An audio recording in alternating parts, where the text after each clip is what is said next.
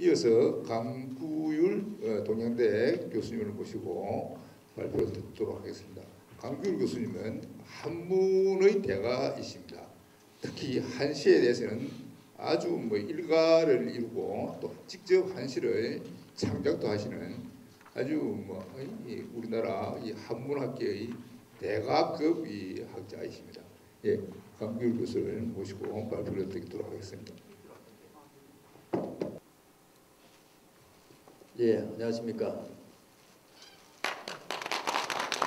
조금 전에 소개받은 강구율입니다. 저는 아침에 영주에서 출발해서 왔습니다. 무려 거리가 약 한 500리 가까이 됩니다. 그러나 이제 또 많은 분들이 이렇게 기다리고 계실 것 같고 해서 거의 참석했고, 또 오래전에 박기용 교수님께서 부탁을 주셨는데 과연 제가 담당할 수 있을지 많이 저하긴 했습니다만, 저한테 주어진 주제는 동계 선생의 삶과 또 교육인물에 대한 부분이었습니다. 굉장히 방대한 부분인데 또 한정된 지면에 하다 보니까 아마 좀 빠지고 그런 부분이 많을 줄로 압니다. 그래서 제가 했는 부분만, 어디까지나 한 부분이기 때문에 그 부분만 말씀을 드리도록 하겠습니다.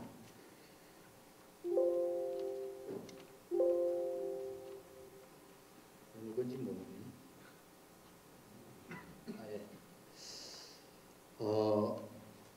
앞으로 또 동계 선생의 생애에 대해서 다른 분들께서 말씀을 하시겠습니다만, 제가 이제 주로 말씀드려야 될 부분이 이 생애이기 때문에 이 부분을 말씀드리도록 하겠습니다. 먼저 서론 부분은 이 동계 선생께서는 역사적으로 보나 또 개인사적으로 보나 아주 굴곡진 삶을 사셨다고 보겠습니다.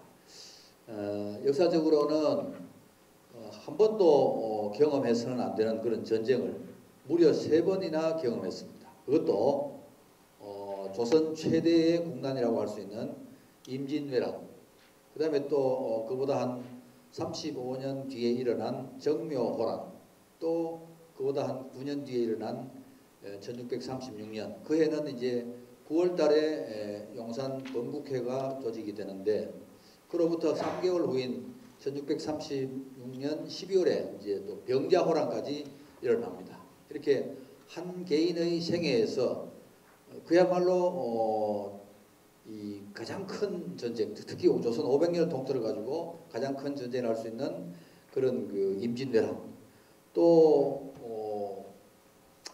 불과 한 2개월 정도밖에, 그러니까 1636년 12월에서 이듬해 1월까지 불과 한 2개월 정도 사이에 엄청난 인적 물적 피해가 생겼던 병자호란, 이런 전쟁을 겪었던 그런 삶입니다. 그 다음에 또 개인적으로는 함경도로 좌천이 되고 또 제주도로 유배가 되는 이런 또 어려움을 겪었고요.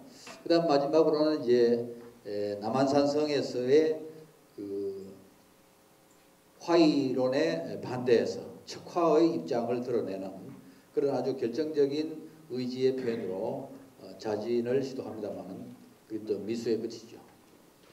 이런 그 굴곡진 삶을 사는 과정에서도 수많은 사람들과의 활발한 교류를 이어갔습니다. 지금까지 우리 동계 선생에 대한 연구는 주로 문학 연구에 편중이 되어 있는 그런 입장, 물론 그 외에도 몇몇 논문들이 또 다른 분야의 연구가 있습니다만 이런 특징을 보이고 있고, 그래서 저는 여기에서 동계 선생의 교육 활동 양상에 대해서 간단하게 말씀을 드리도록 하겠습니다. 이 장에서는 동계 선생의 생애에 대해서 말씀을 드리겠습니다. 글로 읽으면은 너무 눈도 아프실 거고 해서 이렇게 이제 좀 PPT로 준비를 했기 때문에 훨씬 아마 보시기가 쉬울 겁니다. 1569년에 출생을 하셨고요. 8세에 부친으로부터 처음 글을 배웠고 15세에는 부친의 스승인 갈천 선생을 예방합니다. 그 다음에 19세에 성혼을 합니다. 그 다음에 21세에는 이제 월천 조목 선생을 안동 예안으로 찾아뵙고 제자가 됩니다. 또 24세에 이제 임진왜란을 만나서 초유사인 학봉 김성일을 경상도 관찰사로 전임시킬 때 그 소장을 기초했다고 합니다. 그러니까 24세에 거의 학문이 어느 정도 문장이 어느 정도 다 이루어졌다 이렇게 볼 수 있겠죠. 그 다음 27세에 등과 이전의 유생의 신분으로 또 채찰사인 오리 이원익을 찾아가서 재상감으로는 내암 선생을 또 장군감으로는 망호당 선생을 추천했다고 합니다. 그러니까 이 오리 선생이 이 동계의 후국 충정에 깊이 감복했다 이런 내용이 연보에 나와 있습니다. 그 다음에 31세이던 1599년 6월에 가야산 아래로 내암 선생을 찾아가서 그 문화에 왕래하면서 제자가 됩니다.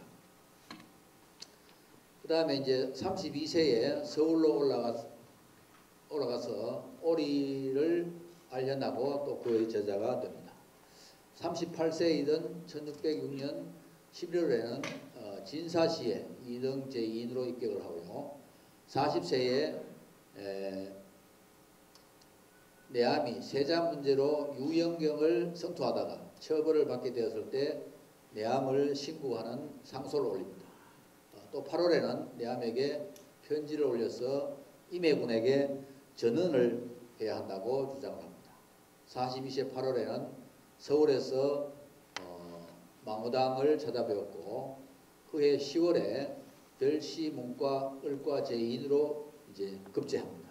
그러니까 여타의 다른 분들 물론 뭐 이 나이에 급제 못한 분도 많습니다만 대체로 좀 아주 빠르면 20대 후반 아니면 30대에 급제를 하는데 동계 선생 같은 경우에는 40이 넘어서 급제한 그런 경우입니다.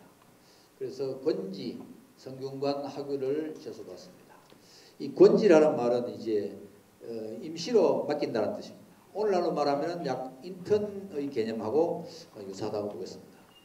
그 다음에 43세이던 1611년 5월에 산음의 서계로 문학이 뛰어나고 성품이 강정한 사호 오장을 방문하고 9월에 서울로 가다가 성주를 지나가면서 한강 선생을 예방합니다. 물론 이제 그 이전에 한강 선생을 만나서 또 제자의 예를 갖추기도 합니다. 11월에 사가는 정언으로 경운궁으로 환호하는 것을 정지하도록 개청했다가 종성 판관으로 함경도로 좌천이 됩니다. 44세이던 1612년 1월에는 함흥에서 순찰사 유천 한중겸을 뵙고 며칠을 함께 지내다가 작별할 때 시를 지어주기도 합니다. 그 다음에 45세이던 1613년 5월 성절사의 배표례에 참석했다가 탄핵을 받아서 고향으로 돌아갈 때 소암 임수경이 시를 지어주면서 전송을 했습니다. 10월에는 시감원 필선 겸 춘추관 편수관에 제수되고 11월에 소명에 나아가는 길에 금능을 지나다가 사호 오장을 만나서 객관에서 함께 묵을 때 사호가 취흥에 공평정대라는 아주 큰 네 글자를 써서 주었는데 우일 동계 선생이 유배지에 있을 때 그 서첩에다가 발문을 짓기도 합니다. 46세이던 1614년 2월에 봉사를 올려서 강화부사 정항을 참수하고 영창대군의 위호를 추복하라고 요청합니다. 7월에 그간에 여러 가지 과정이 있습니다만 7월에 광해군이 제주도 대정현으로 위리안치를 명해서 제주도로 유배를 합니다. 47세 12월에 제주 통판 이육일과 대정현감 성하종이 찾아와서 함께 수세를 했고요. 51세이던 1619년에 제주 배소에서 중국 옛 성현들의 명언을 모은 덕변록을 완성합니다. 또 유배를 온 서곽 송상인은 바둑을 배우고 간홍 이익은 금구를 연주하기도 했습니다. 잘못 눌러봤습니다.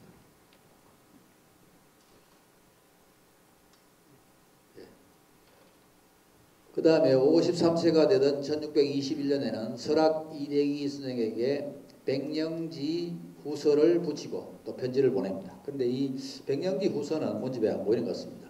6월에는 나공 임진부가 편지를 보내와서 안부를 물었는데 이에 1000여자가 넘는 장문의 편지로 답장을 보내기도 합니다. 55세이던 1623년에 인조 반정이 일어나자 광해군 때에 정도를 행하다가 쫓겨난 사람을 발탁할 때 첫 번째로 해당하여 사관은 헌납 겸 지제교로 부름을 받았다가 곧 사관으로 승진을 합니다. 58세이던 1626년 5월에 경상도 관찰사에 제수가 되고 예안을 지나다가 계암 김영을 특별히 만나 며칠 유숙합니다.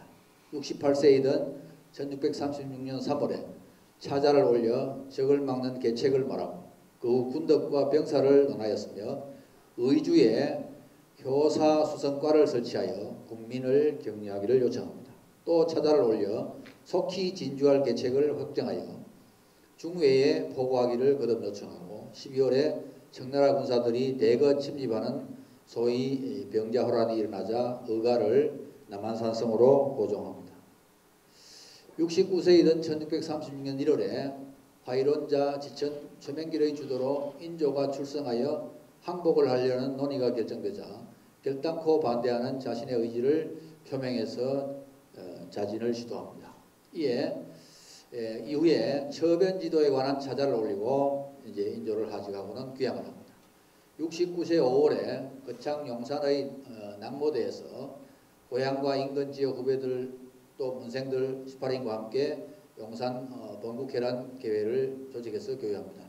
근데 이게 이제 9월인데 제가 여기 어디 보다 보니까 잘못 쓴 것 같습니다.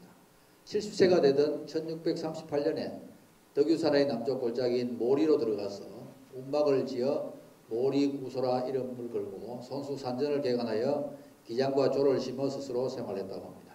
여름에는 지비로 있던 용주 조경이 방문하여 이틀을 묵고 갔는데 역시 정병실을 지어줬습니다.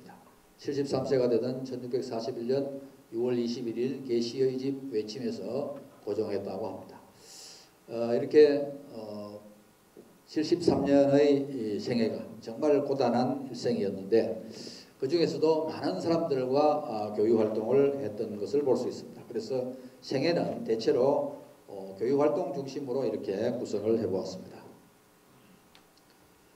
우리가 이 교육이라고 할 때 지금도 사람을 사귀는 것을 까딱 잘못하면은 실신하고 오평생 할 수 있는데 옛날에는 더욱더 그러했습니다. 아주 이 교육가 자기 일생에 있어서 크게 오점으로 작용하는 경우가 많습니다. 그래서 본의 아니게 여러 가지 일에 연루돼 가지고 심하면은 생명을 잃기도 하고 자기만 그런 것이 아니라 집안이 당하기도 하고 이렇게 되는 경우가 많기 때문에 교육이라는 것이 매우 조심스럽다고 볼 수 있습니다. 교육의 양상을 살펴보는 궁극적인 목적은 결국 한 사람의 현불초, 의지냐 그렇지 않느냐를 알 수 있는 척도이기 때문에 매우 중요하다고 하겠습니다. 그래서 저는 이 교육활동 양상을 크게 한 4가지 정도 정시교육, 시를 지어서 주거나 받거나 하면서 교육하는 그런 경우, 그 다음에 2번째는 서신을 주고받는 그런 서신교육, 3번째는 이제 계회교육이라고 해서 계회를 결성해가지고 계원들 간에 교육을 했던 것, 그 다음에 4번째는 이제 이 3가지 경우에서 속하기가 좀 어려운 그런 기타 교육, 물론 정시교육과 비슷한, 거기에는 시만 아니고 또 문장도 있고 합니다만 이런 4가지 형태로 나누어서 봤습니다. 시라든지 편지라든지 이런 것도 아무에게나 지어주고 할 수 없죠. 그래서 아주 교육을 할 때에도 정말 자기 기준에 비추어 봐가지고 시를 지어주고 편지를 주고받을 수 있는지 없는지 아주 엄중하게 고민하고 그래서 결정하고 주고받습니다. 역사적으로 보면은 많은 경우에 시를 주거나 아니면 편지 때문에 정말 그 어려움을 당한 경우가 많습니다. 특히 이 동계 선생사라 계실 때 그 선조 때 보면은 기축옥사라는 아주 그 무시무시한 사화가 있었는데요. 그럴 때 이 선조는 이미 다른 방법 비밀리에 서신을 다 확보해 놓고 그 다음에 한 사람 한 사람씩 이렇게 처단해 나갈 때 거짓말 하면은 그 물증을 내놓는 이런 방식. 편지 한 장이 한 사람의 인생을 왔다 갔다 하게 만드는 그런 정도로 중요하기 때문에 이 교유에서 이 시, 그 다음에 서신 굉장히 중요한 역할을 한다고 보겠습니다. 처남인 이수 윤홍석에게 준 작품이 네 수가 있고요. 그 외에도 도사 성급, 또 일장 조경, 또 김사수, 또 각금당 심장세, 또 동갑인 서곽 송상인, 또 곽인, 태수 정헌, 그다음에 목사 대정에 있을 때 목사에게 주고, 또 제주 목사 성한이 부용당 성한이, 그다음에 윤흥치에게 주고, 또 최흥숙, 아마 최흥숙이란 분은 그 지천 최명길이 아마 어른인 것 같은데 선대인 것 같은데요. 그다음에 금능군수 금계, 또 강경성 이런 분들에게 시를 지어줬습니다. 그 외에도 이권, 지달원, 또 진천군수 이식, 또 박경성, 또 오덕콩, 오수, 또 이호신, 또 그 다음에 회익성 하는데 익성은 이제 사호 오장 선생의 자가 익성인데 사호 선생 등 이런 분들에게 시를 지어준 것이 문집에 나옵니다. 시를 소개하자면 너무 분량이 많아서 다 생략을 했습니다. 그 다음에 서신을 교육하는 경우입니다. 물론 스승인 내암 선생에게 준 편지도 있고요. 그 다음에 한중겸에게 준 편지, 또 설악 이대기 선생에게 준 편지, 또 임나공에게 받은 그 편지에 대한 답, 그 다음에 사호 오장 선생, 그 다음에 송명보는 아까 앞에 발표에서 나왔습니다만은 동춘당 송중길 선생의 편지도 있고요. 그 다음에 인제 최현 선생, 그 다음에 설월당 김부륜, 그 다음에 강은흠, 그 다음에 또 이제 오리 이원익, 또 찰방인 문경호, 또 지족당 박명부, 또 동산 문경진, 또 사호 선생 이런 분들에게 편지를 준 게 있고요. 그 다음에 또 동계 선생에게 편지를 보낸 사람 계암 김영, 무민당 박인, 또 송정념, 또 창주 허동 이런 분도 있습니다. 그 다음에 이제 개회를 통한 교육입니다. 나중에 이제 자세히 나오겠습니다만 저는 간단하게만 말씀드리겠습니다. 1636년 9월에 거창 가북 용산의 낭고대에서 용산 범국회라는 개회를 결성합니다. 아마 지명이 용산으로 원래 이 용산 낭고라는 고사가 있습니다. 나중에 발표에도 나오겠습니다만 거기에서 있었던 고사를 지명이 용산이기 때문에 그래서 용산 범국회라고 이름을 짓지 않나 싶습니다. 여러 가지 이야기가 있습니다만 제가 본 자료에는 영남 5개골 유현 18분이 참석해서 동계선생 포함 19명이 이제 개원으로 나옵니다. 5개골로는 안희, 거창, 합천, 삼가, 현풍. 지금 안희는 이제 거창이 아닙니다만 합천도 삼가가 합천에 지금 다 들어가고 있습니다만 옛날에는 이랬습니다. 각 고을의 분포 인원은 안희가 2분, 거창이 8분, 합천이 4분, 삼가가 3분, 현풍이 1분, 그 다음에 출신지 미상으로 나오는 분이 1분 이렇게 되어 있습니다. 또 개원들 간의 관계 역시 나중에 나옵니다만 간단하게 부자간이 있고 그 다음에 형제간이 있고 그 외에 처남남매간 또 손서, 사돈, 또 질서, 사위 이런 그 개원들 간의 관계가 이렇게 되어 있습니다. 그 다음 기타 교회는 이제 앞에 정시에서 이런 시 말고 나중에 이제 동계선생 사후에 만시를 짓거나 또는 동계선생이 만시를 주거나 한 이런 만시를 지은 경우 이와 같이 많은 분들을 위해서 만시를 지은 내용들이 있습니다. 그 다음에 서발문을 지어준 경우입니다. 주부인 하홍도가 고향으로 돌아갈 때 전송하면서 지어준 송, 하주구, 홍도, 환양서. 그 다음에 설악 이대기 선생에게 지어준 백령지 후서. 문집에는 보이지 않습니다. 그 다음에 익성 사화 5장의 필첩 뒤에 쓴 발문 형식인 서오익성 필첩후라는 이런 발문도 있고요. 그 다음에 제문을 지어준 경우 승지에 정직된 사화 5장에 대한 제문인 제증승지 오공장문, 그 다음에 이희용에게 올리는 제문인 제2희용문, 그 다음에 강제문 필양에게 올리는 제문인 제문강제 필양문 같은 제문이 있고, 그 다음에 이제 동계 선생에게 만시를 지어 올린 그런 경우도 있습니다. 이런 경우에는 아주 후생이기도 하지만은 또 생전에 이렇게 교육가 일정하게 있었던 분들이기 때문에 한번 소개를 드립니다. 그래서 구촌 이명, 한사 강대수, 유경갑, 강호, 서숙, 이수억, 임진인, 우여무, 정의도, 조시량, 이갱, 이영백, 유희도 등이 있습니다. 이 가운데 이제 이수억, 조시량은 용산 범국회의 개원이기도 합니다. 또 변삼근, 임진부, 관영, 정필달, 이수억, 송영, 송익, 이도, 조임도 같은 분도 만시를 지어 올립니다. 그 다음에 동계 선생에게 제문을 지어 올린 경우 많은 분들이 있습니다. 여기에는 이제 후생도 있고 거의 문생 중심으로 되어 있습니다.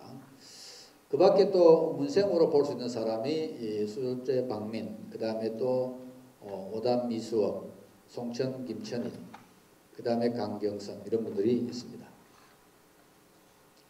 이렇게 동계 선생의 교육 활동이 가지는 사회적 의미를 짚어보자면은 동계 선생은 스승으로 삼은 분도 있고 또 선배도 있고 동료도 있고 후배도 있고 문생들과 매우 긴밀한 교육 관계를 가졌습니다.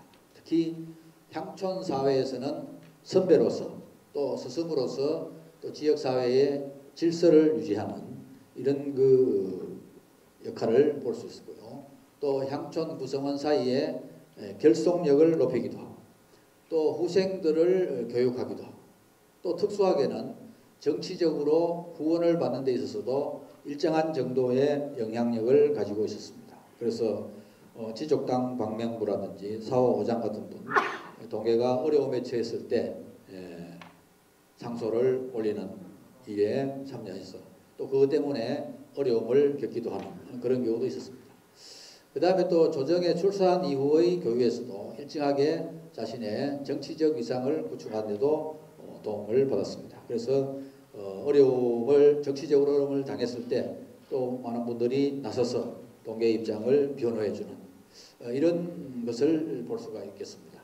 그래서 교육 활동이 가지는 그 의미가 여기에 제시된 것 이외에도 아마 많이 있을 줄로 압니다만 제가 이제 이 부분에 대해서는 또 많이 생각을 하지는 못했습니다. 그래서 이런 정도로 아주 일반적인 말씀만 드렸습니다. 나중에 이제 종합 토론에도 이야기가 나오겠습니다만은 이러한 그 이제 연구를 통해서 앞으로 동계 선생의 사후 연원록 같은 이런 것들이 만들어지면은 훨씬 더 이런 교육 활동을 통한 여러 가지 의미들을 짚어낼 수 있지 않을까 싶습니다. 그래서 내용이 매우 소략합니다만 발표는 이 정도에서 그치기로 하겠습니다. 지금까지 경청해 주셔서 고맙습니다.